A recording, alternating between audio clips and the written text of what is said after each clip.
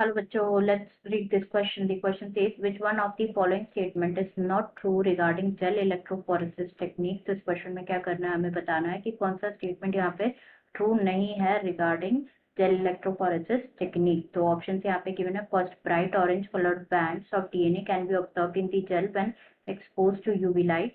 Second यहाँ पे given है, the process of extraction of separated DNA strands from gel is called elution. Third यहाँ पे given है, जो सेपरेटेड डीएनए फ्रेगमेंट्स होते हैं उनको स्टेन किया जाता है by using ethidium bromide. And fourth यहाँ पे गिवन है, जो the presence of chromogenic substrate gives blue colour DNA bands on the gel. तो सबसे पहले बात करेंगे यहाँ पे की कॉन्सेप्ट के बारे में. तो जो की कॉन्सेप्ट इस क्वेश्चन में यूज किया गया that is gel electrophoresis.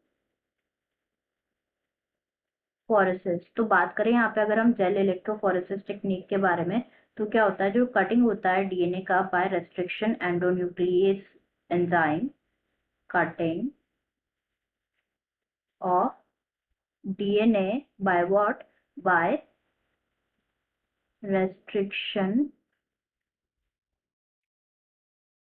Endonuclease enzyme. ये क्या फॉर्म खुद करता है, ये फॉर्म करता है the fragments of DNA, forms the fragments of DNA. And जो फ्रेगमेंट होता है ना, ये सेपरेट होता है बाय टेक्निक, उसे क्या बोला जाता है, जेल इलेक्ट्रोफोरेसिस. सिंस जो डीएनए फ्रेगमेंट्स होते हैं ना, वो कैसे होते हैं, नेगेटिवली चार्ज होते हैं. तो उनको क्या किया जाता है, सेपरेट किया जाता है by forcing them to move towards the positive electrode anode under the electric field through a medium or matrix. Nowadays जो most commonly used matrix है that is agarose. agarose जो कि natural polymer होता है जिसको extract किया जाता है from seaweeds. Now जो DNA fragments जो कि separate होता है ना according to their size, separate होता है through sieving effect जो कि provide होता है by agarose gel. Hence the smaller the fragment size, the farther it moves. मतलब फ्रेगमेंट की जो साइज है जितनी स्मॉल होगी वो उतना ही ज्यादा फादर, उतना ही दूर क्या करेगा, वो मूव करेगा. जो एगरोस जेल इलेक्ट्रोफोरेसिस है उसको एम्प्लॉय किया जाता है to check the progression of restriction enzyme digestion. And जो प्रोसेस है ये रिपीट होता है with the vector DNA also. Now जो सेपरेटेड डीएनए है, separated DNA fragment, they can be visualized. like उनको कब देख सकते हैं हम, after staining the DNA with a compound that is ethidium bromide. ethidium bromide के साथ स्टेनिंग होती है जिसे कहा जाता है इंटरकैलेटिंग डाई.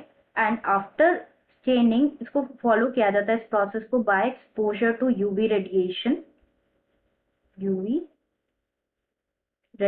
क्योंकि क्या होता है ना कि हम जो naked eye like visible light में without staining pure DNA fragments जो होते हैं ना वो विजिबल नहीं होते हैं. नाउ जो क्या होता है, जो ब्राइट ऑरेंज कलर बैंड्स जो होते हैं डीएनए के, bright orange coloured bands DNA के ऑब्जर्व होता है इन ethidium bromide stain gel expose to UV light. अब हम जो है ऑप्शन डिस्कस कर लेते हैं वन बाय वन. पहला गिवन है कि bright orange colour bands of DNA उसको ऑब्जर्व किया जाता है इन द जेल जब उसको एक्सपोज किया जाता है टू यूवी लाइट. ये बिल्कुल ट्रू है जैसे कि हमने डिस्कस किया. सेकेंड यहाँ पे गिवन है, जो प्रोसेस होता है एक्सट्रैक्शन का of separated DNA strands from gel उसे कहा जाता है इल्यूशन कहा जाता है. तो उसके बारे में भी हम जो है क्या कर लेते हैं, डिस्कस कर लेते हैं. तो क्या होता है, बेसिकली जो सेपरेटेड बैंड्स होते हैं डीएनए के,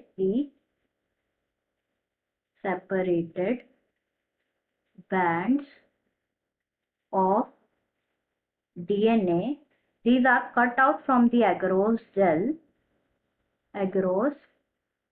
gel and इसको एक्सट्रैक्ट किया जाता है from the gel piece, and इस प्रोसेस को क्या बोला जाता है, इल्यूशन बोला जाता है.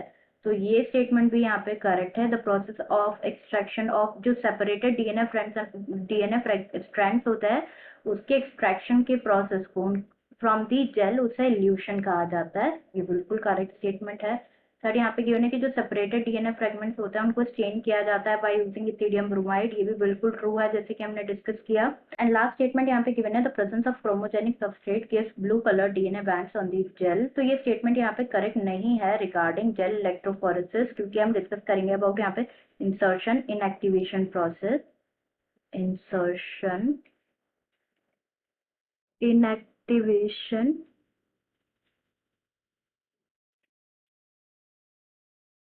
प्रोसेस। तो क्या होता है basically in the insertion inactivation process जो रिकॉम्बिनेंट डीएनए होता है उसको इंसर्ट किया जाता है with in the coding sequence of an enzyme beta galactosidase which result into inactivation, जिसकी वजह से क्या होता है जो एंजाइम है वो इनएक्टिवेट हो जाता है। इस प्रोसेस को ही क्या बोला जाता है इंसर्शनल इनएक्टिवेशन को कहा जाता है। एंड जो प्रेजेंस होता है क्रोमोजेनिक सबस्ट्रेट का, क्रोमोजेनिक सबस्ट्रेट का जो प्रेजेंस होता है वो क्या देता है, it gives blue coloured colonies, blue coloured colonies provide करता है इफ जो प्लाज्मिड होता है ना in the bacteria does not have an insert. तो यहाँ पे ये स्टेटमेंट जो है फॉल्स है रिगार्डिंग जेल इलेक्ट्रोफोरेसिस, इसलिए यही हमारा क्या होगा करेक्ट आंसर होगा। तो answer will be option 4. I hope you understood it well. Best of luck.